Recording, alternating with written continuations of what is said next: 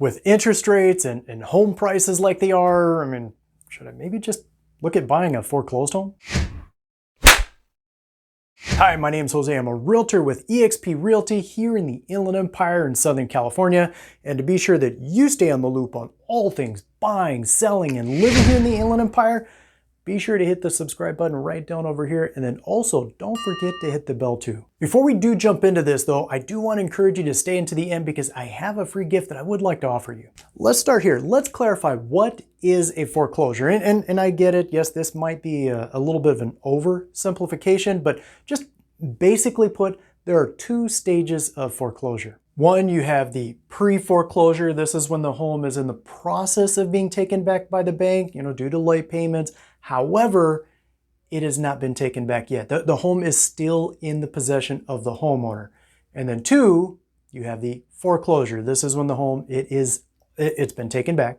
The bank now has it.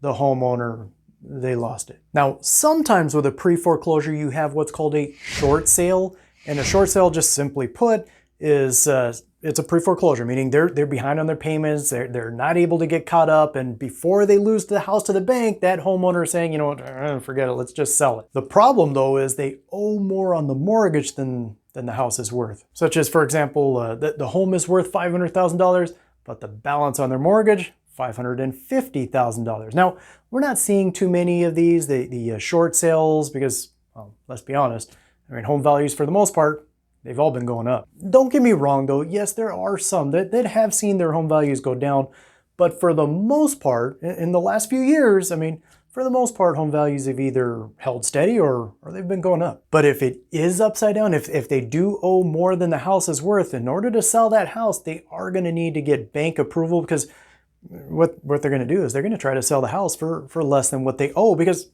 let's be honest, who's gonna buy a house for more than what the house is actually worth? Whereas with a, your typical pre-foreclosure, meaning they have some degree of equity, whether it's a little or a lot, and them too, they can't get caught up and they say, forget it, let's sell the house. Well, they call their local real estate agent, say, hey, come on over, help me sell this house. We're selling it. What about the foreclosed homes? Again, these are the homes that have already been taken back by the bank, and in most cases, these homes are sold in an auction format. Now, if you decide, we're going to go do that, we're going to go buy a home from the auction, I will say before you do, just make sure that you are financially prepared to do that, because in most cases, in nearly every case actually, you're going to be buying that home sight unseen, meaning you made the bid, you won the bid, you bought that home, you're like, yeah. Now you get to go find out, what does that house look like? What did I get myself into? And not to mention though, that these auctions, they're very, very popular for investors. So while you may not have a lot of competition from other consumers, you better believe investors will be there with cash in hand. Because most consumers don't, well, A, have that kind of cash on hand, and B, really aren't that interested in taking the kind of risk involved in potentially buying the wrong house. Most that are thinking of foreclosures usually look at pre-foreclosures. There's just so much less risk involved here. Like I just said a moment ago, if you're buying a home from an auction, most don't allow you to have an inspection prior to purchasing the home. So if that house has any issues, serious issues, that could potentially get a little expensive to take care of. Not to mention, what if the house has any liens against it? Well, that's your bill now. I don't like the sound of that. But with a pre-foreclosure, really it's pretty similar to any other home that's for sale. It's a home that's for sale, owned by the homeowner, not the bank. They're just trying to sell the house, collect their equity before the bank comes in, forecloses, and takes that equity from them. Yeah, with the pre-foreclosure, again, it's like any other home that's for sale. You and your agent, you go, you look at the house, make sure this is the house that you actually like. It's the house that you actually want to make an offer on. And if your offer gets accepted, you get a title report. This allows you to make sure that there's no liens against the house. You also get to have a home inspection. This allows you to make sure that you're not buying a money pit. It's gonna be fun fixing it up, you'll see.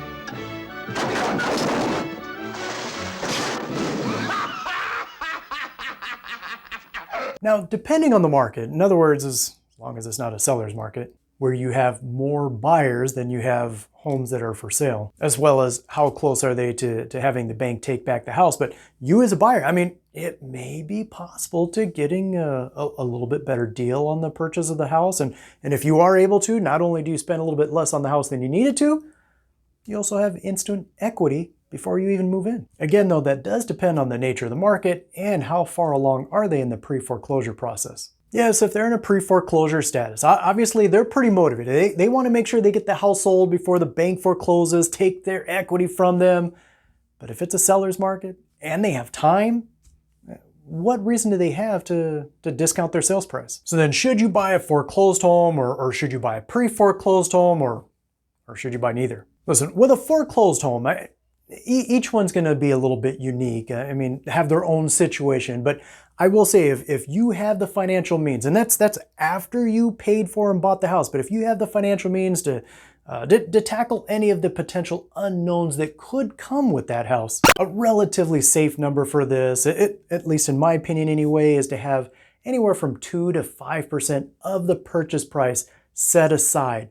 Money that's available to be able to use toward taking care of those potential unknowns that could come with the house. Of course, this is meant to just kind of give you a rough, raw idea of a starting point of money for that. You know, obviously having more than that, that wouldn't be a bad thing in case you do need it.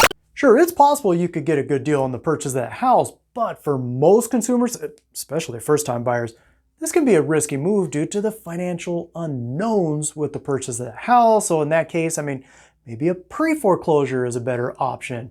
And I will say with pre-foreclosures, maybe not as likely, but I mean, it's still possible. You may find a seller that's maybe a little bit more motivated than others and maybe get a good deal on that house. However, Here it comes.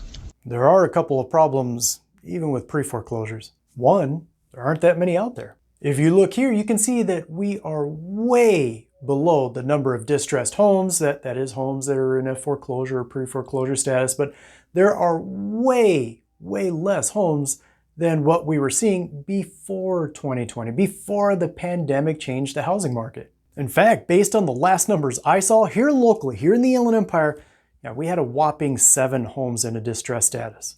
That's not very many. And number 2, we're still in a seller's market. Just look here, you can see that most homes here in the Inland Empire are selling at, or in a few cases, slightly above the list price. Yes, there are a couple that sold a little under the list price, but for the most part, most are at or over. Hear me though, I am in no way saying don't look at foreclosures, don't look at pre-foreclosure. I'm not saying that at all. I'm just saying that deal you're looking for may not be as big of a deal that you're looking for, or possibly not even a deal at all. Hey, I'm glad you're still here because as I mentioned at the beginning, I do have a free gift for you, and that is my free home buyer's guide. It's designed to equip you, to empower you with the information that you need to be able to go from start, I'm preparing, I'm planning, I want to buy a home, all the way up to the point of successfully buying your new home.